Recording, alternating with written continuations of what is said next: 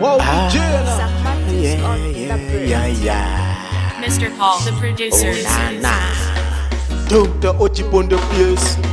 Makomo omwe analiotseka chaka chinonde hatsekuka zosateka chaka chiziteka jaja bamasaidi ndikumveka mafuto wose jaja awatesa mundende ya satana nditulutsa njila ya sokolo langa ndiwonesa mina step back ulendo ndauya destiny yatu mpaka tikafike zosateka zija mpaka nasiteke tipembela mpaka pembelo liveke tipushangini mpaka nafeso tichuke destiny yatu mpaka tikafike zosateka zija mpaka naziteke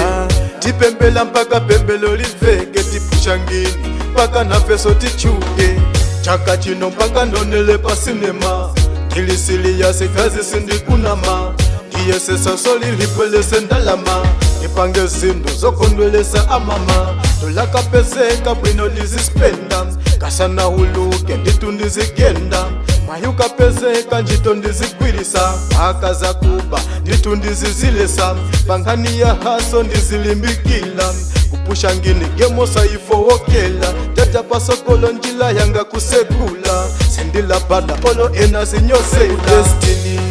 yatu mpaka tikafike zosateka zija mpaka nasiteke tipembela mpaka pembelo liveke tipushangini mpaka nafeso tichuke destiny yatu mpaka tikafike zosateka zija mpaka nasiteke tipembela mpaka pembelo liveke tipushangini mpaka nafeso tichuke everyday ndizikalila magobo olo ena andinyoze ndizapopo sizopeka kuti uchulidwe popo katswiri umakala tuli ndikopo everyday ndizikalila magobo olo ena andinyoze ndizapopo sizopeka kuti uchulidwe popo kaswiri umakala tuli ndikopo tayendela ulimbikila yawe sapasapa manja ndizisake nkasamalile panja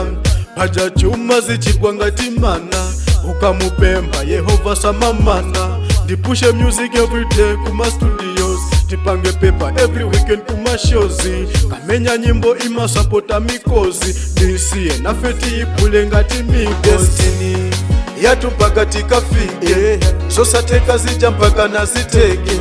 tipembela mpaka pembelo liveke tipushangini mpaka nafeso tichuke destiny yatu mpaka tikafike zosateka zija mpaka naziteke tipembela mpaka pembelo liveke tipushangini mpaka nafeso tichuke